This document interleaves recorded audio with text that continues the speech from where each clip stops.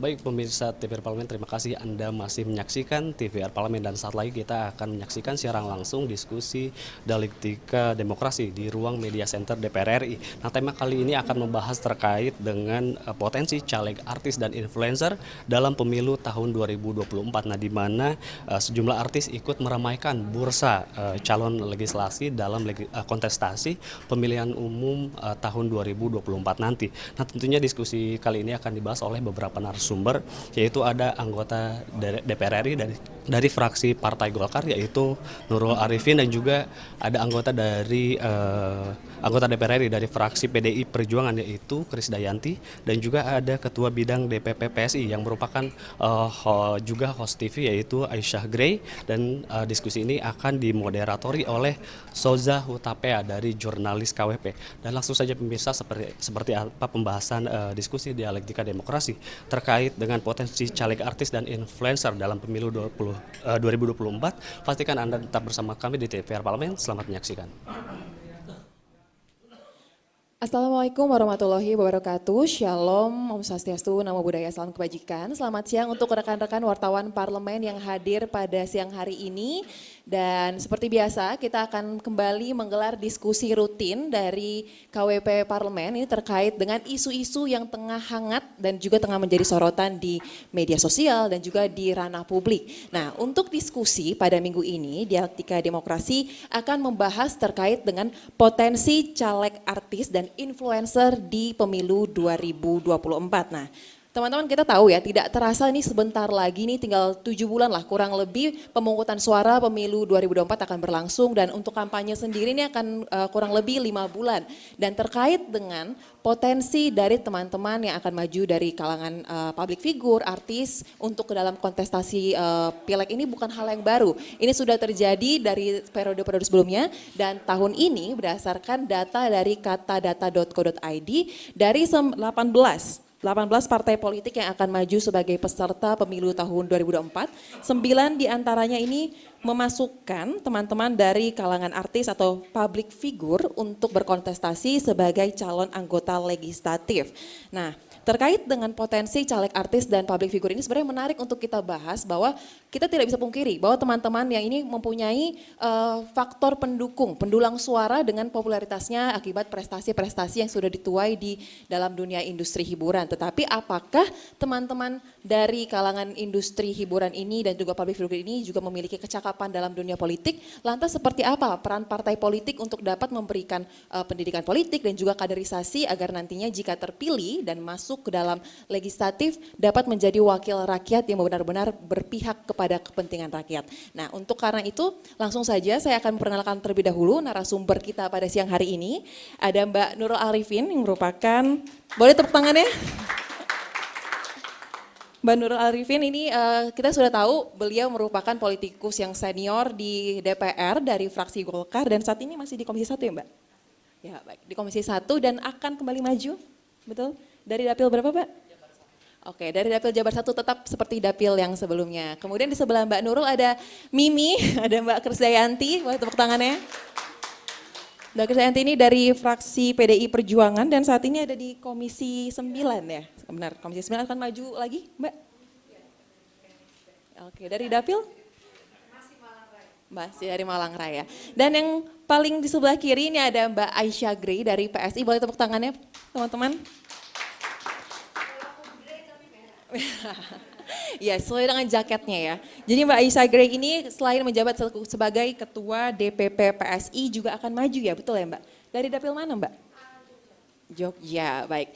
Tanpa berlama-lama lagi teman-teman, langsung saja kita mulai diskusi pada hari ini terkait dengan potensi dari caleg artis dan influencer untuk di pemilu 2024. Saya akan mulai langsung kepada narasumber pertama Mbak Nurul. Mungkin bisa diceritakan nih Mbak, sebagai politisi senior sudah dua periode kalau tidak salah ya.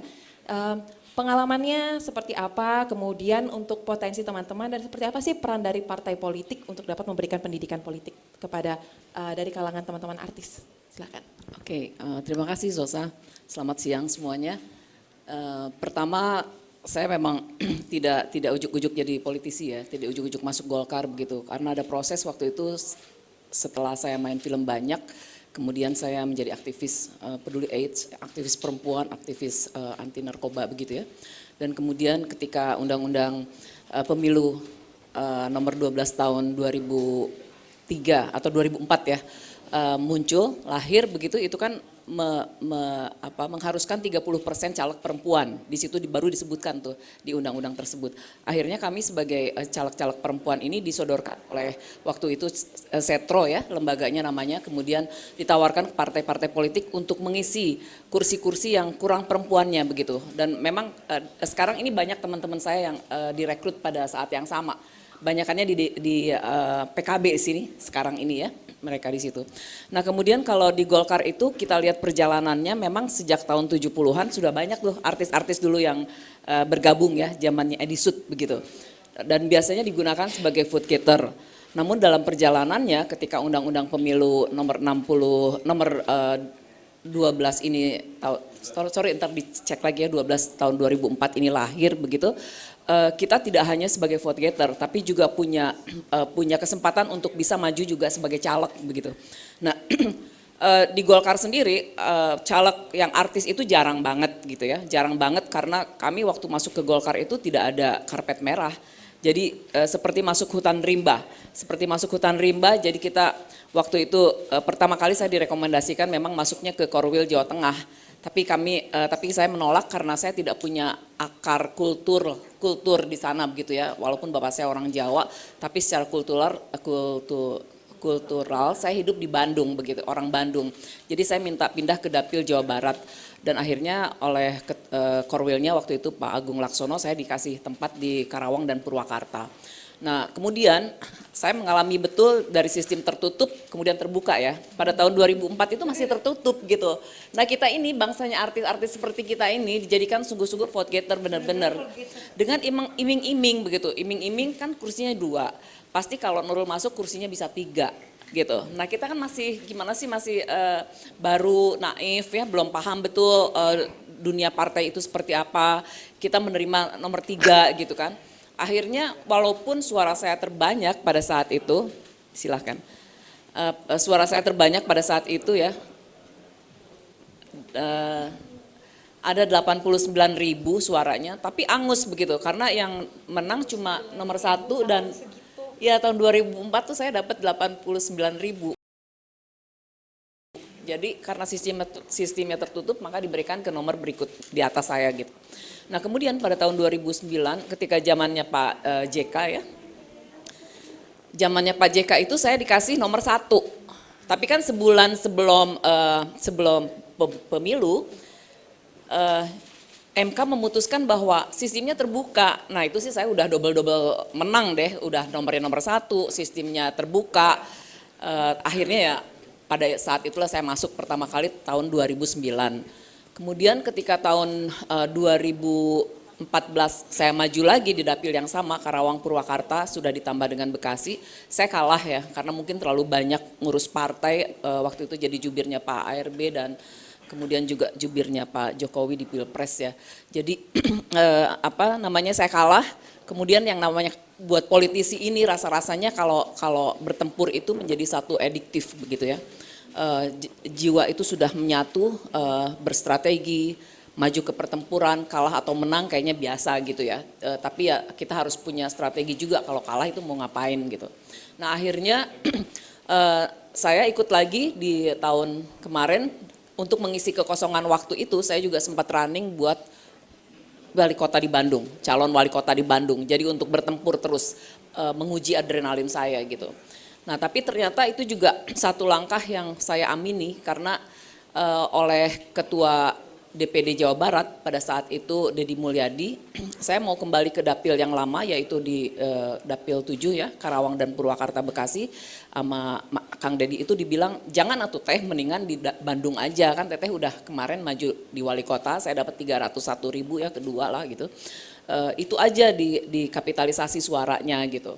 Nah udah terus saya majulah dari Bandung tahun 2019 tersebut. Setelah kalah di Pilkada 2018.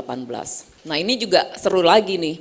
Saya waktu itu dikasih nomor 3. 2019 sama Pak Erlangga itu dikasih nomor 3.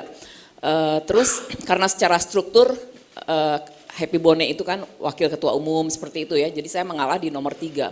Terus saya bilang ke Pak Ketua Umum dan kemudian ke Pak Sekjen, saya minta di nomor 4 aja, nggak usah di nomor 3. Loh kenapa gitu? Ya karena Golkar nomor 4 supaya gimmicknya gampang, saya bilang gitu kan. Jadi supaya gimmicknya gampang, jadi pilih Golkar nomor 4, saya nomor 4 gitu. Jadi kan pada heran orang mau pada naik nomor, saya minta turun. Oke, karena ya cukup pede lah dan buat saya oke lah yang namanya pertempuran, bertempur aja terus gitu. Dan tidak enaknya itu seperti kalau jadi artis nih kembali ya, kan setelah 2019 menang, saya ada di sini hari ini, akan bertempur lagi tahun depan, mudah-mudahan bisa memenangkan lagi pertarungan. Karena orang melihat muka saya tuh bercokol terus, ada di partai, ada di DPR, padahal baru 2 kali gitu ya. Dulu juga ke sini tadi keliling-keliling iya membangun ini apa media center ini dan sebagainya dengan Pak Novanto. Kemudian kalau melihat artis ini biasanya masuk ke partai pertama-tama kita itu kayak di underestimate ya pasti itu underestimate. Kemudian kayak ada mungkin ada gestur yang melecehkan gitu ya. Nah, ada gestur yang melecehkan, mungkin juga secara verbal, soft ya, ada seperti itu. Tapi justru hal-hal yang seperti itu membuat saya nih ya Krisdayanti begini, karena saya melihat dia progresnya bagus banget. Sampai hari ini saya lihat dia bisa pintar ngomong, dia dekat dengan pemilihnya, saya ngelihatnya oke gitu. Nah itu hal-hal yang seperti itu yang mensubordinasi kita, yang melecehkan kita itu menjadi energi positif. Jadi kita tuh maunya awas lo gitu ya. Jadi gitu-gitu terus tuh. Nah kuncinya buat saya ternyata kalau jadi artis, apalagi perempuan ya, masuk partai, yang pertama itu harus kita harus fokus, profesional, kemudian jangan genit. Ya, ini yang penting nih, jangan genit. Dari gestur pun jangan genit. Kalau ngomong lebih baik tegas-tegas saja. Dan kalau ngomong harus dibekali oleh data. Karena kalau ada data, kita di argue segimana juga kita berbicara dengan data. Tapi kalau cuma ngomongnya asumsi, itu sih ngomong di warung kopi aja, jangan ngomong di partai atau di parlemen gitu. Jadi itu yang membuat, ya alhamdulillah sih saya masih sampai hari ini eksis ada di sini ya. Dan saya percaya betul bahwa profesionalisme itu menempatkan kita pada posisinya. Itu aja Mbak, terima kasih, makasih. Boleh kita berikan tepuk tangannya untuk Mbak Nurul atas paparannya. Jadi menarik ya pengalaman beliau sebagai anggota DPR 2 periode dan akan kembali maju lagi 2024. Ternyata tidak mudah mentang-mentang artis langsung menang gitu, enggak juga ternyata. Banyak hal yang harus dikerjakan, banyak hal yang harus ditunjukkan terutama kepada mata-mata yang sepertinya sinis. Yakin gak nih? Punya potensi gak nih? Tapi Mbak Nurul berhasil membuktikan tersebut. Kita apresiasi lagi teman-teman. Nah, sebelum kita lanjut ke narasumber berikutnya, kita tadi kedatangan salah satu narasumber kita ada Mbak Camelia Pandowinata. Ini merupakan salah satu artis yang akan nanti kembali maju di kontestasi 2024 ya, dari partai PKB? Betul, nanti dari dapil mana Mbak rencananya? Oke, dari Jabar 3. Nah, kita akan lanjutkan lagi diskusi pada siang hari ini. Tadi sudah Mbak Nurul, langsung kepada Mbak Krisdayanti. Waktu dan tempat kami persilahkan. Terima kasih, bismillahirrahmanirrahim. Assalamualaikum warahmatullahi wabarakatuh. Terima kasih atas undangannya, terkhusus untuk Wan dan juga teman-teman di media DPR RI yang untuk sekian kalinya mengundang, tapi alhamdulillah pada hari ini pas momennya ya, jadi bukan kemarin-kemarin menolak, tapi mungkin pas juga jadwalnya ada rapat dan lain hal. Jadi saya senang sekali karena memang topiknya juga sangat related dengan latar belakang kami. Saya juga merasa senang bahwa teman-teman media dan press room memiliki concern yang sangat luar biasa karena dialog seperti ini dilakukan secara kontinu. Jadi itulah yang mendasari saya Mbak Soza, mengapa sampai sekarang saya itu semakin tertantang atau apapun bentuknya, challenging atau apapun, melihat bahwa ini tuh fenomena pergunjingan setiap mau pemilu, setiap mau 5 tahun pasti artis akan dipandang sebelah mata, itu jelas. Karena memang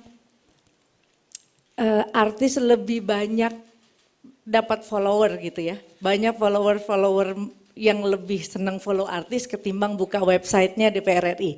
Itu jelas. Karena itulah cara yang paling sederhana untuk saya menyampaikan kerja-kerja saya di Dapil itu lewat media sosial. Jadi dari mulai saya penunjukan dari Partai PDI Perjuangan di September 2018, saya memang juga aslinya Malang Raya. Jadi bukan hal yang sulit untuk saya tidak saja menyelami kearifan lokal, tapi bagaimana saya mengetuk rumah mereka, datangi bersama para relawan di 600 titik di 471 desa yang mungkin saya kalau jadi penyanyi aja nggak mungkin. Gitu loh. Jadi benar-benar turun dan melihat apa sih yang diinginkan oleh masyarakat Malang Raya. Karena mengingat periode-periode sebelumnya, bahkan sampai sekarang sebelumnya tuh hanya 2 kursi. Ada senior saya Bapak Ahmad Basara dan juga Bapak Andreas, keduanya di Komisi 10 dan Komisi 11. Sementara di Malang Raya itu dampak stunting, perkawinan anak, lalu juga ada BP2MI, itu Badan Pengawasan Pekerja Migran Indonesia yang memang banyak dari Malang Raya. Jadi banyak sekali program-program di Komisi 9 yang sangat-sangat berdampak di Komisi 9. Semua dari 7 kemitraan itu sangat-sangat banyak sekali yang dibutuhkan selama ini. Jadi masyarakat di Malang Raya itu bilang, aduh seneng anak Bukade soalnya perhatian sama masalah-masalah kecil yang real yang terjadi di Malang Raya. Saya bilang bukan karena ada saya, tapi karena ada kesempatannya. Karena saya rasa kalau saya nggak memilih Komisi 9, mungkin juga program-program di 10 dan di Komisi 10 dan 11 itu nggak menyasar langsung ke rakyat, ke yang real gitu ya, masyarakat kecil. Jadi memang saya ditunjuk di Komisi 10 karena memang rata-rata banyak teman-teman artis yang duduk di Komisi 10 kecuali Bu Nurul ya, yang dengan modalnya yang satset dan tegas tadi memang udah paling pantas di Komisi 1. Jadi bahkan udah jadi ikon ya berdua sama Mbak Mutia. Jadi saya memang pilih di Komisi 9 Bu, saya izin. Saya juga sampaikan ke Pak Sekjen, Pak saya izin di Komisi 9 karena memang bicara tentang kesehatan, bicara tentang Badan Pengawas Obat dan Makanan yang kemarin sepanjang pandemi itu menjadi leading sektor. Nah itu program-programnya luar biasa. Jadi udah sering turun dapil, tambah lagi program-programnya juga harus terus turun ke dapil. Jadi semakin memberikan betapa dampak dan kehadiran saya tidak saja sebagai artis tapi juga sebagai wakil rakyat itu terlihat. Tapi saya juga nggak menyalahkan kalau sampai sekarang ada kritik ya, dimanapun kita kerja pasti ada aja haters dan lain-lain. Tapi yang terpenting kalau dukungannya konstruktif dan dukungannya positif, kenapa tidak? Saya kemarin masih scrolling sekali terus tiba-tiba masih opo sih kerjone mek selfie tok gitu. Mungkin yang dilihat pas kita selfie, namanya juga anggota DPR juga manusia ya Bu ya. Jadi kalau selfie atau kita senang kita bisa menyampaikan kerja-kerja kita lewat media sosial yang sangat mudah menyampaikan ke follower kita. Nggak usah jauh-jauh follower. Saya ngomong tentang kakak saya, penyanyi 7 presiden, nyanyi dan teman-temannya semua anggota DPR. Tapi dia nggak tahu kerjanya DPR apa. Ketika saya posting kegiatan-kegiatan saya, Poksi itu apa sih Yan? Oh paripurna tuh gitu, oh kerjamu gitu. Jadi ada bahasa-bahasa yang sangat sederhana yang saya pikir ya saatnya media dan juga kita sebagai anggota DPR RI harus bergerak untuk menyampaikan kerja kita. Karena tugas kita, jadi jangan terlena, jangan mentang-mentang kita dibilang vote getters, tapi bawalah kerja yang baik dan alhamdulillah dari periode-periode sebelumnya di mana selalu ada hanya 2 kursi di Malang Raya sekarang 3 kursi, mudah-mudahan bisa 4 kursi Bu ceritanya gitu. Jadi mudah-mudahan ini akan menjadi apa ya, semangat kita untuk terus mengedepankan kerja-kerja yang profesional dan baik. Apa-apa kita kita dilihat sebelah mata atau apapun. Karena coba kalau tanya Bu Nurul, kapan terakhir main film? Itu film-film rerun zaman dulu, tapi tetap aja artisnya udah nempel. Jadi memang ya alhamdulillahnya beliau legend, terus kerjanya bagus. Ya jadi ya orang akan percayanya itu. Jadi saya percaya bahwa kerjakan yang terakhir, yang terbaik, karena orang akan melihat kamu apa yang terakhir kamu lakukan. Jadi udah saya pikir saya dapat penunjukan lagi dari partai. Saya pikir 2 periode ya udah sekalian saya kembangkan Malang Raya ya, insya Allah kalau semakin banyak program-programnya yang bisa dibangun di Malang Raya, why not? Jadi saya kembali maju untuk 2024 gitu. Terima kasih. Gitu dulu teman-teman, nanti nyambung lagi. Wah, sharingnya sangat menarik ya, walaupun mempunyai basis suara, siapa sih yang nggak kenal Mbak Krisdayanti, seorang diva kan? Tapi calon 2 ya berarti. Nah, tapi lebih senior dari sebelah saya nenek. baik, tapi beliau menunjukkan bahwa basis suara yang dia punya itu tidak hanya berpotensi untuk meningkatkan suara partainya saja, tapi memberikan manfaat signifikan karena tadi mengatakan bahwa di Komisi 9 dapat berkoordinasi dengan Komisi 10 dan 11 sehingga program-program ini bisa langsung menyentuh ke masyarakat. Nah, kita kan sudah mendengar 2 dari politisi senior dari kalangan public figure. Kita akan beralih ke 2 lagi, ini kita akan mulai yang pertama dari Mbak Aisyah Gray dari PSI, menceritakan mungkin terkait dengan kenapa sih bergabung di partai politik, kemudian rencana ke depannya seperti apa. Waktu dan tempat dipersilakan. Teman-teman media semua. Oke, selamat siang. Wah, ini pengalaman pertama diundang ke sini. Terima kasih sebelumnya. Ya, perkenalkan saya Aisyah Gray dari Partai Solidaritas Indonesia yang ya mungkin di sini ada penyanyi, ada pemain sinetron. Aku berangkat dari presenter atau host dari beberapa program TV yang ada lah ya gitu. Nah, kenapa akhirnya beralih ke, tadi pertanyaannya kenapa beralih ya ke partai politik? Oke, mungkin gini, kalau aku pribadi pengalamannya itu adalah karena kebanyakan itu terlibat di program-program traveling, jadi memang keliling Indonesia. Nah, keliling Indonesia, terus juga tinggal di rumah masyarakat, terus juga berinteraksi dengan warga dan lain-lain. Nah, di situ benar-benar melihat sendiri ketimpangan yang terjadi di Indonesia. Jadi Sabang udah, Merauke udah, jadi benar-benar ngerasain gitu perbedaannya dari setiap daerah yang ada di Indonesia. Nah, dari situ, tapi selain permasalahan-permasalahan yang dilihat dari mata juga sebenarnya banyak sekali kenikmatan yang didapatkan, bisa menikmati keindahan Indonesia, tahu sendiri dengan mata kepala sekaya apa sih negara kita ini gitu kan. Jadi kalau misalkan dibilang kita tuh negara yang punya semuanya lah. No wonder kita dari dulu diincar gitu loh sama negara luar. Nah, jadi sekarang kayaknya ya waktunya memberikan rasa terima kasih terhadap Indonesia. Nah, mungkin kalau misalkan untuk tema diskusi kita pada hari ini, kenapa sih marak sekali sepertinya artis bergabung di partai politik seperti itu ya? Nah, kalau misalkan sebagai artis gitu ya, mungkin Mbak Kade, Mbak Nurul atau semua senior yang ada di sini tahu pasti kalau misalkan di dunia entertain itu nggak mudah, kita nggak ucuk-ucuk terkenal gitu ya. Perjuangan kita juga pasti dari bawah, betul seperti itu ya Mbak Kade ya. Jadi benar-benar dari bawah banget gitu. Jadi memang kita orang-orang yang udah ngerasain bagaimana rasanya berjuang dari bawah. Jadi nggak langsung tiba-tiba namanya besar. Terus juga kita memang sudah terbiasa dituntut oleh pekerjaan yang memiliki disiplin tinggi. Terus juga mental kita harus kuat karena kita juga menghadapi haters gitu ya.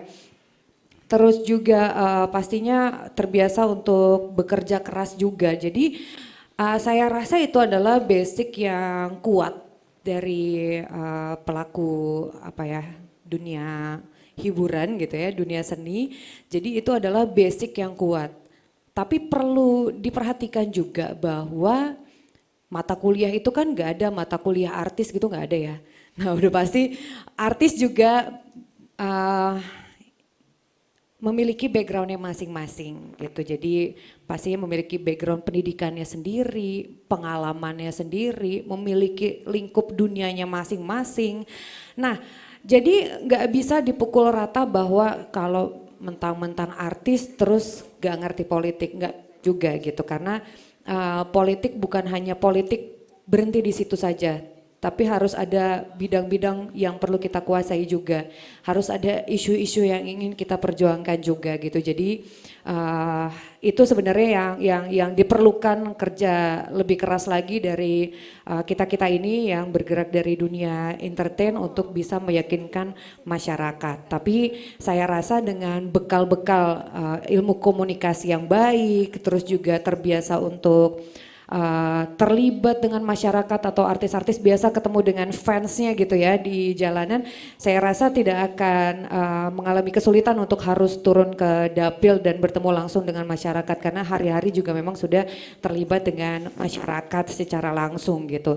Jadi saya rasa itu adalah kekuatan-kekuatan yang dimiliki dari kader-kader ataupun bacalek-bacalek dari dunia entertain seperti itu sih. Jadi saya rasa lebih banyak kekuatannya tapi memang lebih memerlukan kerja keras untuk bisa membuktikan karena masyarakat Indonesia zaman sekarang itu tidak bodoh dan tidak naif. Mereka sudah mulai melihat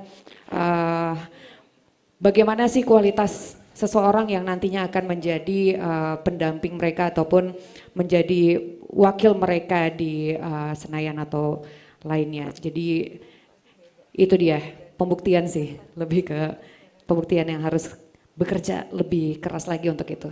Oke. Mbak Aisyah ini kan untuk pertama kali ya nanti akan Iya, berkontestasi betul. di 2024. Lantas boleh diceritakan mungkin terkait dengan seperti apa sih peran dari partai yang menaungi Mbak PSI untuk dapat memberikan pendidikan politik kepada calon-calon legislatif, kalangan artis ataupun karena berdasarkan data yang dari katadata.id ini ada 5 orang ya kurang lebih dari PSI yang akan maju sebagai caleg. Silakan Mbak.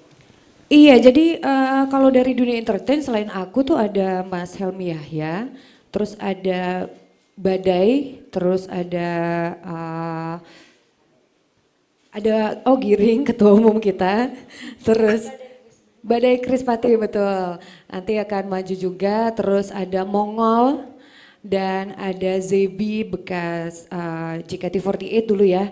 Jadi ada beberapa nama yang bergerak dari dunia entertain yang akan maju dan berjuang bersama Partai Solidaritas Indonesia. Nah, kalau di PSI sendiri ada yang namanya sekolah kader yang memang diberikan kepada seluruh kader-kader PSI, terutama untuk yang ingin maju nantinya. Jadi memang di situ kita dibekali ilmu-ilmu terkait dengan dunia politik. Nah, selain itu juga memang kita semua sudah terlibat di kegiatan-kegiatan partai gitu. Jadi kalau saya pribadi itu di lingkup wilayah ekonomi UMKM dan pariwisata karena memang saya concernnya di dunia itu gitu.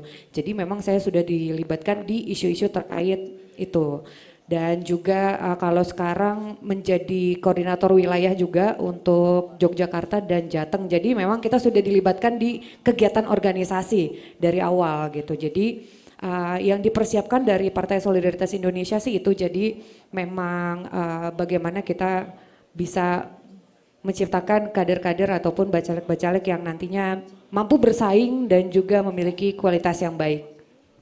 Terima kasih Mbak Aisyah Gray, boleh apresiasi teman-teman. Kemudian kita akan beralih ke narasumber terakhir kita. Ini ada Mbak Camelia Panduwinata. Ini juga sebenarnya akan kembali maju, tetapi mungkin bedanya dengan Mbak Aisyah. Kalau Mbak Aisyah ini baru akan mencoba, tapi kalau Mbak Camelia ini kalau tidak salah sudah 3 kali ya Mbak ya. 3 kali mencoba dan akan kembali mencoba lagi. Nah, jadi mungkin penekanannya terkait dengan hal ini Mbak Camelia.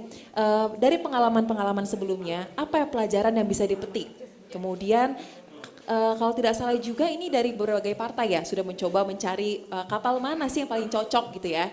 Nah, jadi kenapa akhirnya memilih PKB dan rencana ke depannya seperti apa? Waktu dan tempat dipersilakan. Makasih Mbak. Pertama-tama salam hormat buat yang ngundang Kamel, Mas Johan. Ya, makasih dan teman-teman di press room. Aduh, rindu banget ya hadir di sini karena ini momentum 5 tahun sekali bisa kita ketemu dengan teman-teman media di press room ini.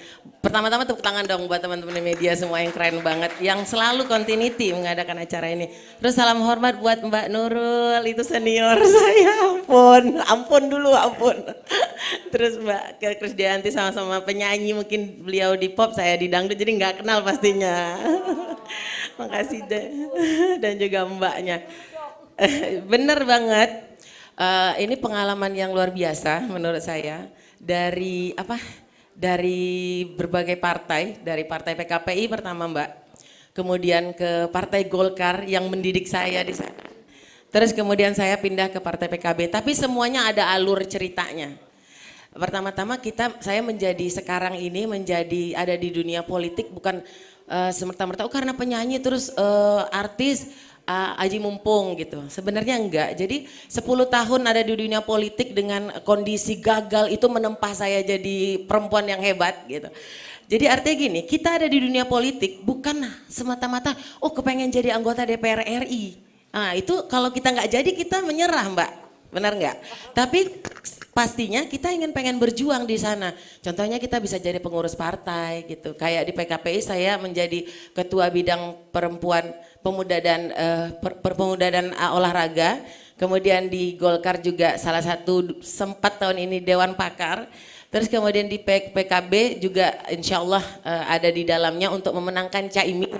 Karena saya kader PKB sekarang, jadi kita harus memenangkan Caimin dan insya Allah beliau capres atau cawapres 2024. Jadi tujuannya ke sana, jadi bukan semata-mata jadi anggota DPR RI itu yang banyak sih teman-teman artis atau perempuan-perempuan di luar sana setelah nggak jadi beliau menyerah. Mungkin karena dasar saya juga 10 tahun gagal di dunia politik ya, gagal caleg tapi tetap ada di dunia politik. 20 tahun itu saya ada di organisasi. Jadi saya itu waktu di kampus, saya pernah menjadi presiden kampus Universitas Al-Azhar di Sumatera Utara. Jadi dan juga pergerakan mahasiswa Islam Indonesia. Jadi dengan PKB itu kayak rumah buat saya. Sebenarnya alurnya harusnya saya ada di PKB. Tapi karena saya setelah jadi atlet masuk ke dunia entertain, jadi penyanyi dan menjuarai salah satu acara reality show penghuni terakhir. Saya nyanyi, kemudian saya sedikit melupakan dunia organisasi, saya fokus kepada entertain, tapi tetap kalau untuk sosial, saya punya yayasan, tetap ada di dunia itu.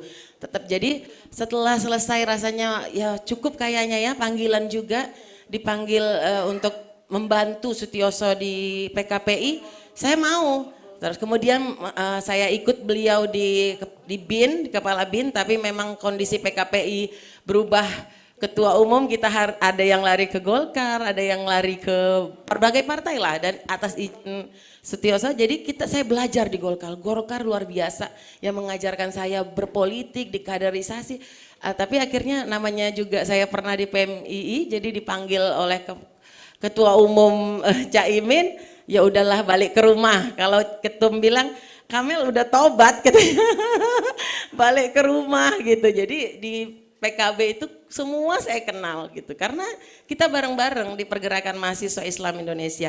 Jadi kadang-kadang orang melihat artis, dia artis terus bisa nyanyi doang gitu, sebenarnya enggak. Jadi kita kan artis itu kan memang di panggung layaknya ya berakting dan memang dapat rezekinya dari Allah bernyanyi ataupun lain presenter atau sebagaimana, tapi di luar itu kan dia juga pastinya punya kegiatan yang lain, contohnya dia juga kuliah gitu kan, ataupun dia ikut pergerakan organisasi yang mungkin nggak diketahui. Jadi pendidikan politik itu bukan hanya semata-mata dia harus yang jadi anggota DPR atau segalanya, itu sih menurut saya. Terus pengalaman ini yang menurut saya ada di PKB karena saya tertarik kerja-kerja PKB yang saat ini 5 miliar untuk dana desa. Nah menurut saya itu memang untuk membangun Indonesia dimulai dari desa. Jadi saya tertarik banget kerja-kerja yang sudah konkret yang PKB laksanakan. Itulah yang menarik saya ke sana. 6 juta untuk ibu hamil, kan saya perempuan. Saya pastinya pro terhadap perempuan. Nah itu jadi kerja-kerja konkret PKB yang mengantarkan saya ya berhijrah-hijrah lah. Mudah-mudahan ini kesempatan saya bisa menjadi ya anggota DPR RI ataupun berbuat lagi lah, berbuat terus. Karena saya memang fokus di sosial, Mbak. Fokus banget di sosial. Saya punya kerapatan Indonesia Tanah Air, punya kayak organisasi sendiri lah gitu. Oke, baik. Berarti di PKB sendiri proses kaderisasi dan pendidikan politik ini sudah dilalui terlebih dahulu ya Mbak untuk bisa maju? Pastinya 10 tahun gagal itu bukan mental yang tempe, ya kan? Itu udah luar biasa banget. Jadi dari PKPI juga pastinya ada kaderisasi, di Golkar lagi saya dimatengkan sama senior Teh Nurul dan segala macam. Balik lagi ke rumah PKB itu dididik lagi, kami selalu dikaderisasi. Sering banget kita diadakan bagaimana apa kerja-kerja PKB, sehingga saya tertarik karena itu tadi. Sekarang kan ada 11 komitmen PKB yang menurut saya itu kerja nyata PKB yang harus saya gaungkan di dapil saya. Baik, memang kegigihannya patut kita apresiasi ya, walaupun gagal tapi tetap ingin maju lagi. Boleh apresiasi teman-teman untuk Mbak. Mungkin karena mantan atlet taekwondo ya, Oh. jadi nggak boleh Jadi nggak nyerah. pantang menyerah. Oh pantang menyerah. Baik, begitulah paparan dari para narasumber kita pada siang hari ini dan langsung saja saya akan membuka sesi tanya jawab kepada teman-teman wartawan parlemen yang ingin memberikan pertanyaan. Boleh mengangkat tangannya dan dipersilakan untuk mengambil tempat di tempat yang sudah disediakan. Boleh disebutkan nama dan medianya ya Pak terlebih dahulu. Oke, selamat siang. Udah sore. Orang timur ini. Saya Dominikus dari Momere. Ini korban stunting juga, Bu. Itu lahir kayaknya 40. Korbannya itu pendek apa karena itu jabatannya? Pendek karena pikul air. Oke, saya mau tanya ke Bu Nurul sama Bu Krisdayanti. Karena ini udah berpengalaman ya. Sebenarnya apa sih tantangan yang paling berat ya kan? Sebagai caleg ya kan, akhirnya kan bisa sukses juga. Dan saat ini sudah duduk di DPR ya kan, di MPR. Saya kira itu aja, singkat aja. Terima kasih. Oke baik, kemudian boleh Pak Freddy. Berarti tadi pertanyaannya untuk Mbak Nurul dan Mbak Kade ya? Baik, Ini timur lagi nih. terima kasih. Perkenalkan saya Freddy dari jpnn.com. Pertama untuk Ibu Krisdayanti dan Mbak Nurul. Yang kedua nanti dengan Mbak Aisyah sama Mbak Kamel. Oke. Untuk Ibu Krisdayanti, saya kebetulan saya ingin pengalaman di legislator sebagai anggota DPR, dan dulu maaf aja ada stigma soal artis. Kan dunia entertain dan dunia politik misalnya. Tetapi saya mencermati peran dari legislator perempuan yang berlatar belakang artis tidak kalah dengan orang yang memang sejak awal terjun di dunia politik. Saya kira itu. Dan saya kira memberi warna tersendiri, terutama misalnya yang terjun di Komisi 10, Komisi Bidang Seni, Budaya, Pendidikan, dan sebagainya. Banyak beberapa legislasi yang dilahirkan, ada sentuhan-sentuhan dari peran legislator perempuan. Saya kira ini hal positif yang saya cermati. Yang kedua, untuk Mbak Aisyah dan Mbak Kamel. Nah, tadi memang ada catatannya, tidak pernah mundur meskipun tadi mohon maaf, yang namanya politik memang jatuh bangun itu biasa, dan memang kekuatan politisi adalah harus bangkit dan terus bangkit dan sebagainya. Saya kira ingin mengetahui seperti apa ke depan. Sekarang kan ada pengalaman dari dua legislator senior lah kurang lebih. Apa yang membedakan supaya Anda bisa terpilih ke depan? Apa program yang bisa menjadi daya tarik tersendiri. Mohon maaf saya akan sharing sedikit. Saya saat ini sedang menulis buku tentang kepemimpinan legislator perempuan dan Perpekopik, kekuatan strategi lobby dan negosiasi. Ini saya ambil dari tesis saya, baru saja selesai, dan mudah-mudahan nanti menjadi informan, mohon maaf memberi komentar Ibu Nurul dan Ibu Kristianti dalam kaitan dengan kekuatan strategi lobby dan negosiasi. Tentu saja menggunakan analisa SWOT dan Ibu Krisdayanti dan Ibu Nurul sudah menggunakan itu. Saya yakin sudah menggunakan itu sehingga lolos duduk di parlemen misalnya. Kira-kira apa agenda ke depan dalam kaitan dengan 3 fungsi legislasi, 3 fungsi DPR sebagai budgeting, legislasi dan pengawasan yang dihadapkan dengan situasi tantangan saat ini, apa yang lebih urgen? Kita baru saja status pandemi dicabut, lalu kemudian masuk endemi. Kira-kira dalam konteks pemulihan ini apa yang urgen menurut Ibu? Terima kasih. Baik, terima kasih Bang Freddy untuk pertanyaannya. Ada mungkin teman-teman satu lagi? Baik. Terima kasih John Octaveri dari kon1.id. Pertanyaan saya barangkali ke semuanya sekalian ya. Yang menarik adalah ketika salah satu politisi PDIP di Bandung gitu Pak Pramono yang menulis dalam disertasinya ya, biaya politik, biayanya untuk dapat jadi anggota itu dari caleg itu berkisar dari 6 sampai 20 M ketika itu, bicaranya sekitar 8-9 tahun lalu ya.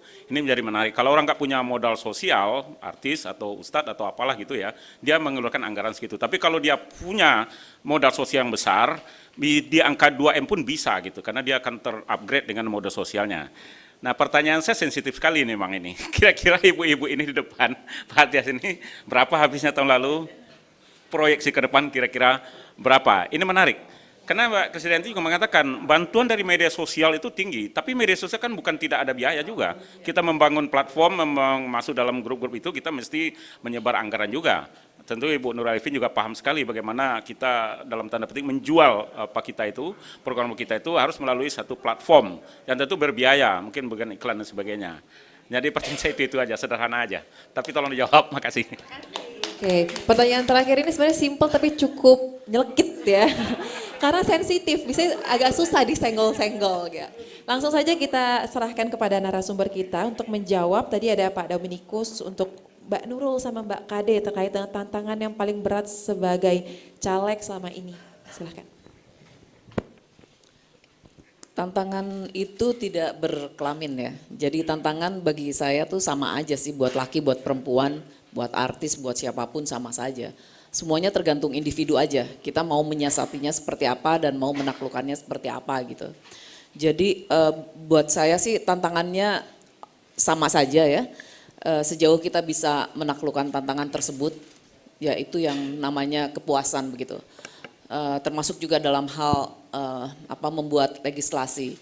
Jadi pada di periode saya yang pertama tahun 2009 sampai 2014 kami melahirkan, ini loncat-loncat ya jawabannya, kami melahirkan banyak undang-undang, diantaranya undang-undang pemilu, pilpres dan penyelenggara, yang undang-undang tersebut semuanya menyebutkan harus minimal ada 30 perempuan sebagai pendiri partai, sebagai pengurus partai, dan sebagai penyelenggara.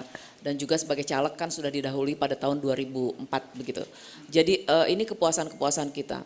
Dan kemudian kita tidak perlu juga untuk menjadi pria ketika menjadi seorang politisi, karena perspektif kita dan rasa kita itu berbeda dengan laki-laki gitu. Kita punya hal-hal yang sifatnya otentik. Jadi ketika kita berbicara pun, bicara kita adalah bicara perempuan. Jadi hal-hal yang kita sumbangkan di dalam perencanaan pembuatan undang-undang, legislasi, pengawasan, kemudian anggaran, itu sudah suara dari kita yang kita lakukan adalah dengan cara kita berpikir begitu. Jadi ketika kita bicara itu ya kita mewakili suara-suara perempuan dan kebutuhan perempuan. Jadi itu sudah inherent, sudah terinternalisasi. Jadi kalau saya bicara ya saya berbicara sebagai perempuan, dan kita tahu bahwa perempuan itu kalau berbicara nggak cuma tentang dirinya, tapi tentang semuanya begitu. Nah itu. Kemudian tantangan yang paling berat sebagai caleg ya, sebagai caleg. Kalau sebagai caleg itu tantangan yang paling berat begini, saya percaya bahwa dapil itu tidak ada dapil surga. Semua dapil itu adalah dapil neraka, di mana kita harus siap bertempur. Karena in the end, kadang-kadang last minute, ketua umum yang mempunyai hak prerogatif untuk, misalnya di kami kan punya hak prerogatif 10% ketua umum itu bisa menaruh calon-calonnya begitu. yang mungkin ujuk-ujuk datang begitu. Nah itu hal itu terjadi juga. Jadi buat saya kesiapan kita itu mental kita yang harus benar-benar siap. Nah modal politik untuk menjadi caleg yang pertama dan utama adalah partai itu sendiri, modal politiknya, kemudian modal jaringan ya, networking. Tapi kalau jaringan atau networking ini tidak ada modal finansial juga percuma karena tidak bisa digerakkan gitu ya. Nah kemudian ada modal satu lagi adalah modal sosialnya, modal sosial. Jadi semuanya tapi in the end-nya adalah urusannya urusan finansial begitu.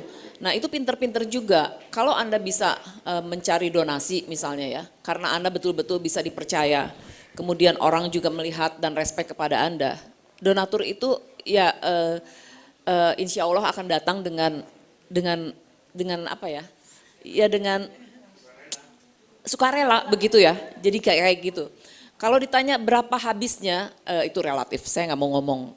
Karena itu pinter-pinter kita aja sih sebetulnya mengelola uang dan sebagainya.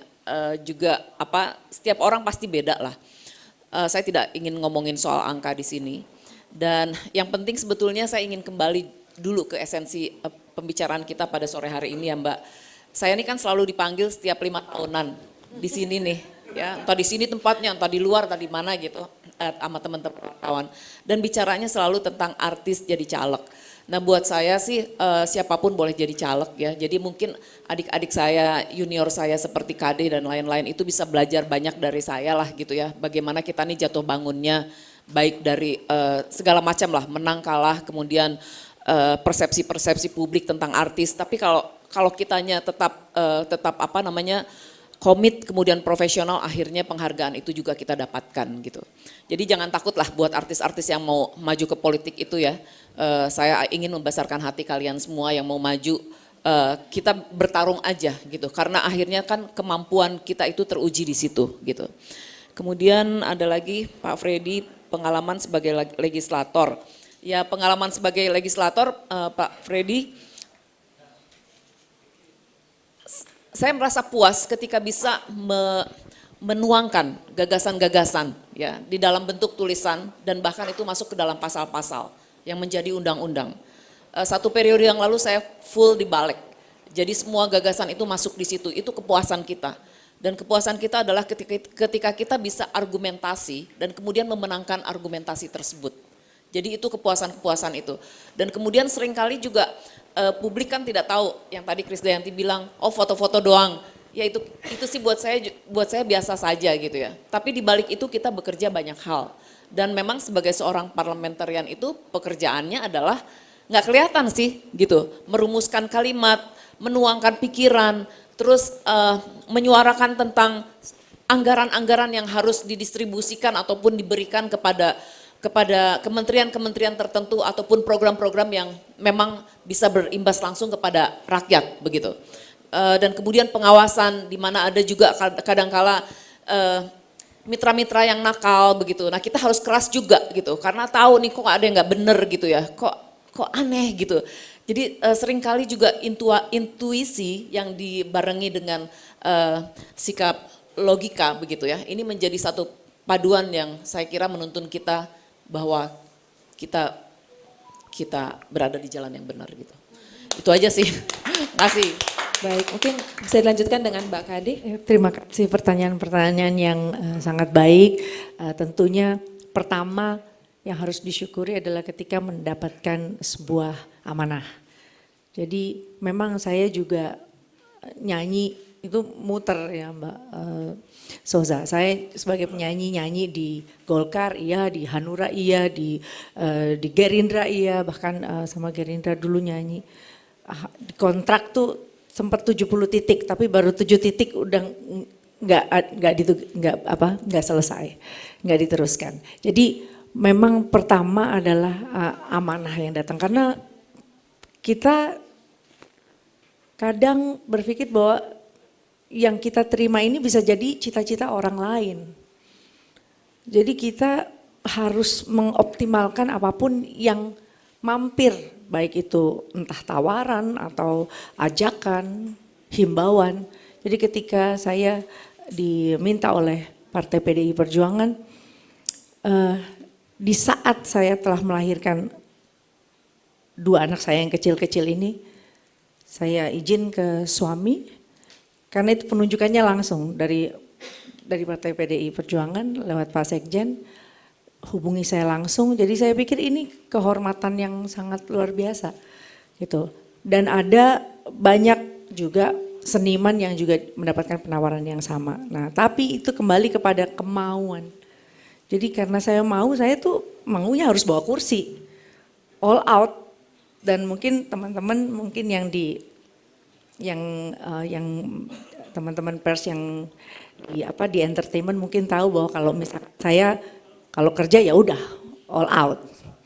Jadi ketika perahunya dari PDI Perjuangan, Ibu Ketua Umum menempatkan saya di Malang Raya, saya membawa program-program dari beberapa banyak kemitraan itu sampai sekarang. Jadi ibaratnya program-program itu seperti saya bekerja memberikan janji-janji yang saya dulu pernah sampaikan. Tapi ternyata masyarakat Malang Raya menerimanya lebih luas lagi. Jadi tugas saya sekarang ya tinggal merawat sebetulnya. Karena banyak seperti dari Kementerian Tenaga Kerja, itu ada pembangunan balai latihan kerja yang justru itu bukan dari basis suara saya. Nah ini rata-rata karena yang punya tanah untuk dibangunkan balai latihan kerja atau pelatihan vokasi itu rata-rata pesantren, pondok pesantren seperti itu. Jadi rata-rata yang memang bukan basis suara saya. Jadi tantangannya pasti ada karena buat saya jadi incumbent atau petahana itu lebih sulit kalau menurut saya. Karena banyak juga yang justru mundur dan memonitor kerja-kerja kita.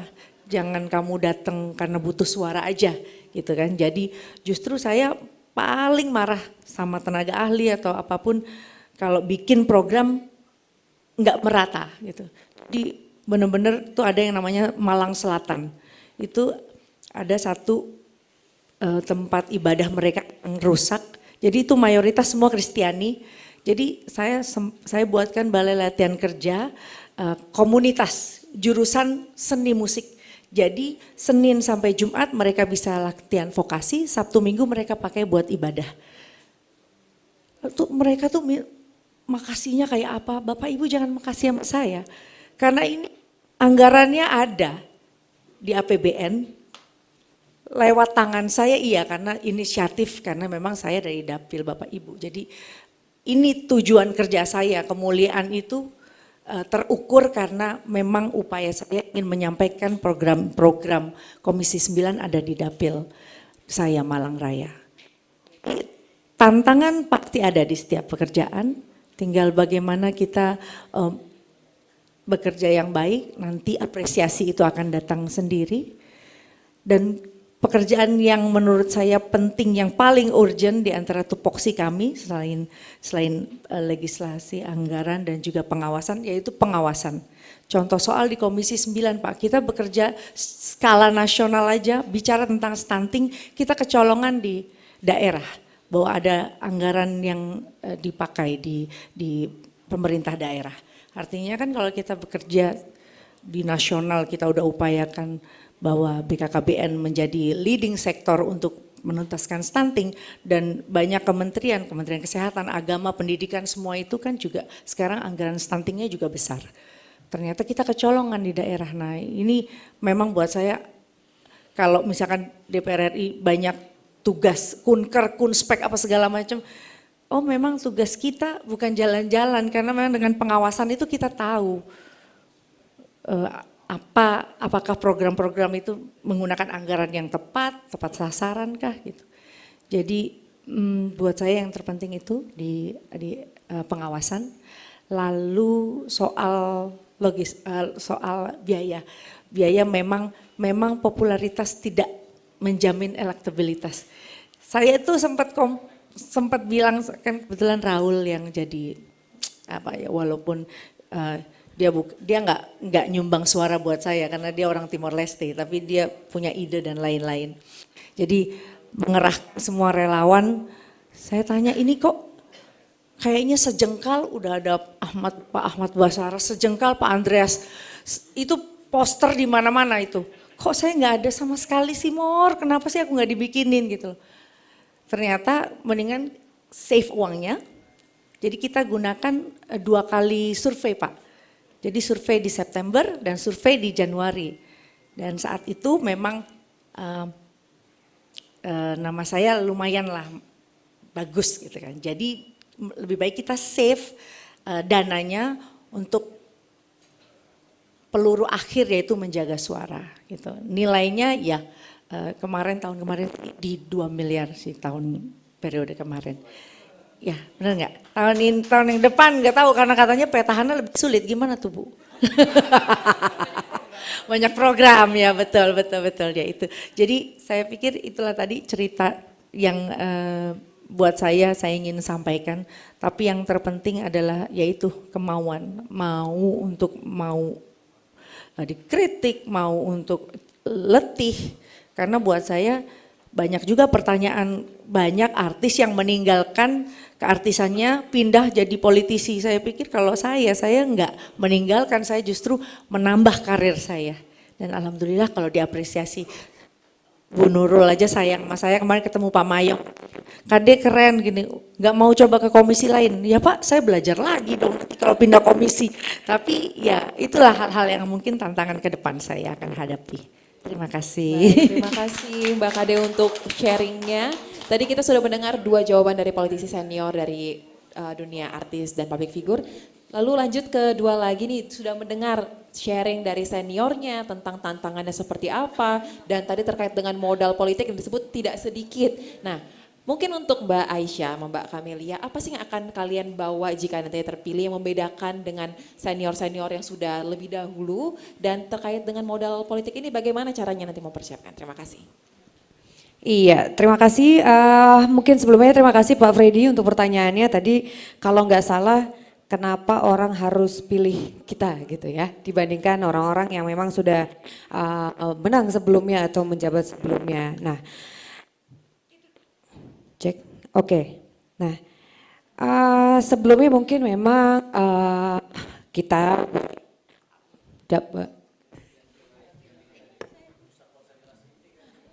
putus-putus. Takutnya nanti salah disimpulkan. Oke. Ya, kayaknya gini, kita ini sebagai pendatang pastinya yang ditawarkan nomor 1 adalah harapan baru. Seperti itu ya. Nah, jadi itu udah pasti yang akan ditawarkan gitu, dan kemudian juga kita pastinya harus bekerja berkali-kali lipat dibandingkan yang sudah menjabat sebelumnya, karena mungkin selama masa periode menjabat itu 5 tahun juga sudah memaintain gitu ya. Jadi kita nih yang baru ini pastinya membutuhkan kerja lebih keras lagi, memperkenalkan lagi, dan juga pastinya untuk membangun jaringan lagi, kita kerja dari nol, dan pastinya untuk apa ya, menimbulkan kepercayaan bagi jaringan-jaringan terkait dengan program yang kita tawarkan, apakah ini lebih baik atau tidak dibandingkan program-program sebelumnya yang selalu ditawarkan. Jadi nomor 2 itu kerjanya lebih keras gitu. Dan ketiga pastinya kalau misalkan program terkait dengan program-program pastinya gak akan jauh dengan dapil tujuan dan juga pastinya dengan program dari partai. Nah, kalau dari PSI sendiri itu kan ada 2 hal yang diperjuangkan, yaitu anti korupsi dan anti intoleransi. Pastinya seluruh calegnya akan bergerak tidak jauh dari 2 nilai perjuangan utama dari partai. Setelah itu tinggal dijahit dengan komisi yang ingin dituju gitu. Jadi kayak misalkan aku pribadi itu kan rencananya memang pengennya di komisi 10. Pendidikan, riset, olahraga, pariwisata. Nah jadi pastinya nanti program-programnya juga akan gak jauh dari dapil yang dituju. Jadi gak usah terlalu umum, gak usah terlalu janji-janji, karena zaman sekarang juga kayaknya gak tahu ya, senior-senior kayaknya zaman sekarang masyarakat juga udah pada malas dengan cara kampanye yang zaman dulu gitu ya. Jadi iya gitu, jadi udah pengen ngelihatnya yang real-real aja lah sekarang gitu. Kalau terkait pertanyaan Pak John tadi terkait dengan dana, kisi-kisinya. Yang pasti gini, logikanya makin dikit dananya makin sering turun ke dapilnya gitu. Makin besar dananya kayaknya makin bisa dikurang-kurangin tuh turun ke dapilnya. Kayaknya kalau memperhatikan seperti itu gitu. Sebenarnya masih coret-coretan juga dan masih dalam proses untuk nyari-nyari sponsor juga. Cuman enaknya dari dunia entertain lebih gampang Pak dapat sponsornya, alhamdulillah gitu. Mudah-mudahan. Nah jadi ya nanti dapatnya berapa ya gerak dari situ aja berarti. Kalau angka belum tahu Pak tepatnya berapa, bisa berapa. Mungkin nanti kalau kepilih kita ketemu lagi saya kasih tahu saya bisa berapa Pak ya. Oke. Sementara seperti itu mohon doanya teman-teman wartawan ya. Semoga bisa menjadi harapan baru di dunia politik. Amin, amin, amin. Oke. Ya, silakan Mbak Retno. Iya, aduh ini pertanyaannya keren banget sih. Tapi kalau saya nggak bisa nggak jawab karena udah pernah pengalaman tadi 2 kali gagal ya berapa. Pertanyaan pertama ya dari Bapak. Benar kata Teh Nurul, dapil itu semuanya dapil neraka. Ya, jadi kemanapun dapil tetap aja kita harus fokus. Apalagi seperti kita yang belum pernah di DPR, jadi kita nggak punya program nih Pak. Waduh kalau Teh Nurul pasti punya program dia bawa ke dapil. Kita kalau ketemu di dapil tuh orang nanya ya kita berharapnya karena kita tidak punya apa ya, kan biasanya kalau udah ada juga kalau di dapil pas turun ya nanti ibu itu yang udah jadi dia nggak turun lagi gitu. Nah paling kita tidak ada sejarah lah, masih manis lah ya karena baru.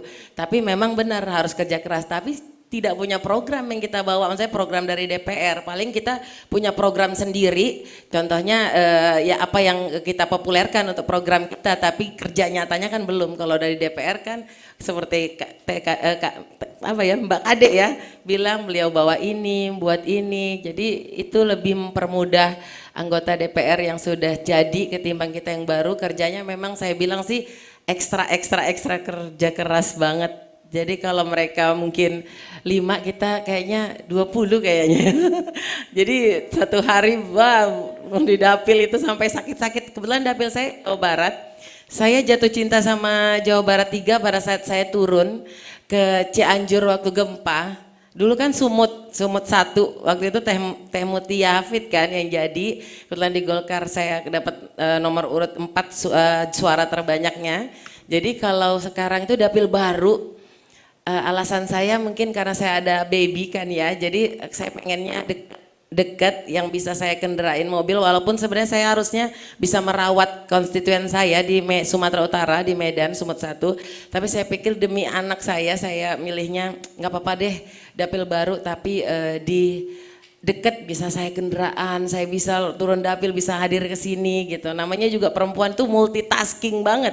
Selain jadi ibu, ngerjain, saya kebetulan ada kerjaan alat berat juga, bisnisnya. Jadi benar-benar saya hobi di politik. Jadi benar-benar dapil sekarang itu mempermudah karena bisa dari kendaraan. Jadi jatuh cinta pada saat saya turun ke dapil, pada saat gempa, ternyata saya kan kota Bogor, Cianjur. Kota Bogor deket, Cianjur itu ternyata 23 gedenya dari kota Bogor, wah luas banget, dan pertaniannya luar biasa yang ingin saya galakkan. Kebetulan saya ada di Bendahara Himpunan Kerukunan Tani Indonesia, jadi program-program itu yang pengen saya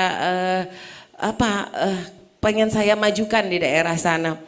Terus juga di sana itu insya Allah PKB itu kalau dari survei Polmark itu dapat 2 kursi, jadi mudah-mudahan dengan saya ada di sana, teman-teman bekerja semua, mudah-mudahan bisa PKB mendapat 2 kursi di dapil Jawa Barat 3. Itu sih doanya. Terus juga berapa budgetnya tadi ya? Aduh, sensitif banget. Kalau dulu waktu di Sumut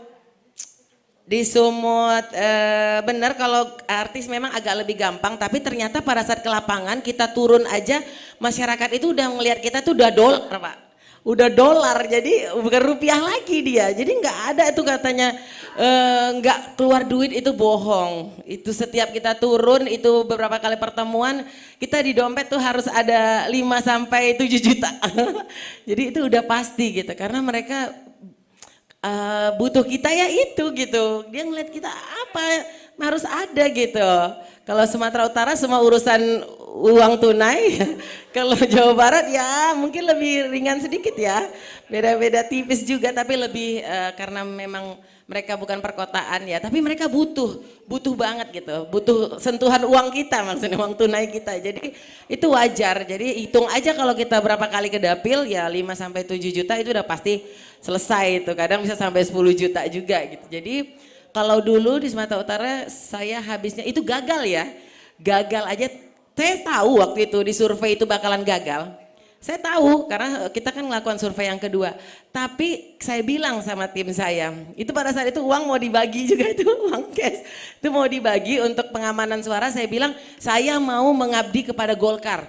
Keluarkan uang itu gitu, dibagikan gitu. Jadi itu luar biasa sih. Jadi maksudnya karena kan teman-teman tuh pengen sesuatu yang ya sentuhan ya, bukan kita money politik tapi lebih kepada kita kayak ibadah. Kalau papa saya bilang, "Nak, uang itu harus kamu jadikan sebagai ibadah, sedekah." Nah, alhamdulillah keluarga itu mendukung itu menjadi sedekah. Jadi pada saat gagal nggak gila sih, karena saya percaya Allah itu luar biasa banget. Kita gagal nyalek, bisnis kita makin maju karena sedekah yang kita tadi hilangkan itu.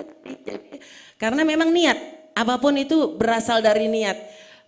Saya pengen suara saya menyumbangkan suara untuk Partai Golkar. Saya nggak mau dikasih kesempatan amanah mencalek di Sumatera Utara, suara saya 0 atau nggak ada sama sekali. Nah itu jadi saya memang tipikalnya suka mengabdi dan melakukan sesuatu itu harus berhasil. Tapi memang Sumatera pada saat itu memang sulit banget. 2 kursi aja kita nggak bisa capai karena pas di ini, tapi itu sumbangsi saya. Nah, mudah-mudahan teman-teman doain, mudah-mudahan ya jangan sampai 3 kali kayak lagunya. Mudah-mudahan yang ketiga ini bisa berhasil mengikuti jejak Teh Nurul, jejak Mbak Kade. Doain ya Teh, bareng-bareng karena setiap saya kemanapun saya minta doanya loh, karena saya percaya jangan-jangan ini Nabi Haidir nih.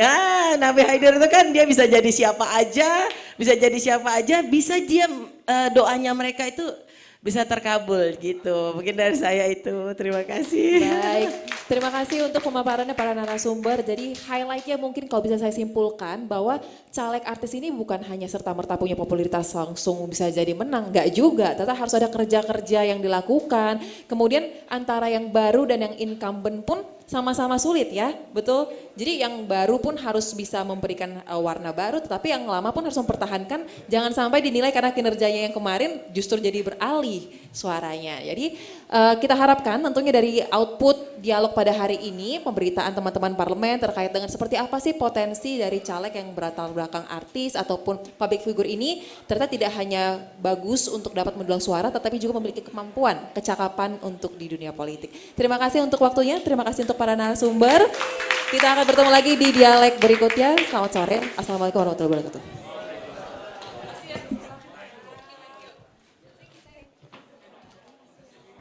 Baik, terima kasih pemirsa, Anda masih menyaksikan TVR Parlemen dan tadi kita sudah menyaksikan seperti apa diskusi terkait dengan potensi caleg artis dan influencer dalam pemilu 2024. Nah, di samping saya sudah ada salah satu narasumber dari diskusi dialektika demokrasi kali ini, yaitu Ibu Krisdayanti dari anggota DPR RI fraksi PDIP Perjuangan. Baik, Bu, sebelumnya saya ingin tahu nih Bu, sebenarnya apa nih yang melatar belakangi artis untuk duduk di kursi parlemen? Tentunya selain kemampuan, kecakapan dan juga kepercayaan dari kendaraan kita, yaitu partai politik yang tidak saja mengusung tapi juga mempercayai memang pertama tidak salah bahwa kita dijadikan vote gators, tapi bagaimana vote gators itu memiliki peran yang sangat positif dan bisa berdampak untuk dapil yang sudah dipercayakan kepadanya dengan tindakan-tindakan yang nyata. Kenapa saya memilih Komisi 9? Ketika saya turun 7 bulan di periode pertama itu, saya menemui bagaimana angka stunting tinggi, kematian ibu dan anak tinggi, lalu pengawasan untuk pekerja migran Indonesia di luar negeri, penempatan dan lain-lainnya itu banyak yang kacau. Sementara mereka banyak yang berangkat dari Malang Raya. Nah, alhamdulillahnya saya pilih Komisi 9 karena saya bersinergi dengan mitra-mitra seperti BPOM, BKKBN, lalu Kementerian Tenaga Kerja yang bisa membangun balai latihan kerja untuk melakukan vokasi untuk generasi muda sebagai laboratorium tempat mereka untuk mengasah kemampuan supaya mereka mampu berhadapan dengan era globalisasi. Jadi tentunya selain fenomena caleg artis ini menjadi satu pergunjingan setiap 5 tahunan, tapi kita juga harus siap. Artinya kalau kita dipercaya oleh partai pengusung, artinya kita harus mampu juga mendevelop kerja-kerja yang baik. Contoh yang sederhana, lakukan kedekatan, bonding terus dengan masyarakat, upload di sosial media, karena memang walaupun kita bekerja di dapil, tapi sosial media itu menjadi akses peluang kita untuk ke skala yang lebih besar. Karena sampai sekarang pun walaupun kita banyak bikin program di daerah, mungkin yang di dapil lain nggak lihat nih apa sih kerjanya. Nah itu yang perlu kita kasih tahu bahwa memang 570 anggota ini dari 80 dapil yang berbeda dan kita bekerja di dapil masing-masing walaupun kita berbicara di skala nasional. Nah kemudian modalnya apa sih Bu yang harus dimiliki para artis ini untuk menjadi legislator? Karena ini banyak juga nih para artis yang ikut terjun nih nantinya. Ya tentunya harapan saya kalau misalkan teman-teman bisa memiliki kompetisi itu pasti baik ya. Saya rasa saya juga senang ada banyak senior saya yang terjun seperti Marcel, Once, Denny Cagur dipercaya oleh Partai PDI Perjuangan. Artinya mereka memang latar belakang menyanyinya sangat baik, mereka fansnya banyak ya, dan mereka punya intelektual juga yang baik dan cakap seperti Marcel, dia bicara banyak tentang bagaimana musisi itu mendapatkan kesejahteraan. Dia bikin satu organisasi dan lembaga yang menaungi para artis dan seniman. Mungkin nanti kalau suaranya dia bisa mencukupi, dia bisa ditempatkan di Komisi 10, bisa bekerja sama untuk melanjutkan undang-undang permusikan, mungkin contohnya seperti itu. Jadi saya rasa kalau dari Partai PDI Perjuangan ya cukup sangat mengedepankan seniman-seniman yang mantep gitu. Nah Bu, ini kan kita tahu bahwa banyak para politisi ini memiliki terstigma di masyarakat, stigma negatif. Nah, kemudian apa ini ya yang bisa dilakukan oleh para politisi khususnya di kalangan artis menghadapi hal ini? Ya, tentu bisa melihat dari kinerja kami. Maksudnya teman-teman yang belum yang masih mau mencoba, tapi melihat kinerja daripada teman-teman yang sudah ada di periode sebelumnya. Misalkan siapa sih yang nggak mau dari komedian tapi bisa menjadi sekjen, bisa menjadi balek seperti Mas Eko Patrio. Beliau komedian, beliau sah-sah aja promosi lewat TikTok karena mau lucu-lucu, beliau sah karena beliau komedian. Komedian juga Zelensky juga sekarang jadi presiden, ibaratnya seperti itu. Jadi jangan pernah berstigma bahwa komika itu nggak keren. Seperti Mongol itu keren sekali. Jadi walaupun dia mungkin berangkat dari PSI, ya kita tunggu dan kita lihat apakah batas ambangnya bisa mencukupi masuk parlemen. Tapi saya sangat bangga bahwa seniman memiliki peran yang sangat besar untuk bisa mengisi ruang-ruang parlemen ini. Terakhir Bu Ade, harapannya nih untuk pesta demokrasi 5 tahunan ini ke depan seperti apa? Ya, pesan daripada Mbak Ketua DPR RI ya, demokrasi lakukan pemilu dengan hati yang gembira. Ya, kalau kita lihat 14 Februari udah ada di ujung mata, walaupun masa kampanye tinggal cuma 75 hari saja, tapi saya pikir dengan metode-metode kampanye yang sehat dan juga bergembira, saya pikir nggak akan ada itu black campaign dan lain-lain. Oke, baik. Terima kasih Ibu Kade. Dan baik, demikianlah pemirsa diskusi dialektika demokrasi kali ini. Saya Fitrian Onillah dan seluruh kru TVR yang bertugas mengucapkan undur diri dari hadapan Anda. Selamat menyaksikan di dialektika demokrasi berikutnya. Sampai jumpa.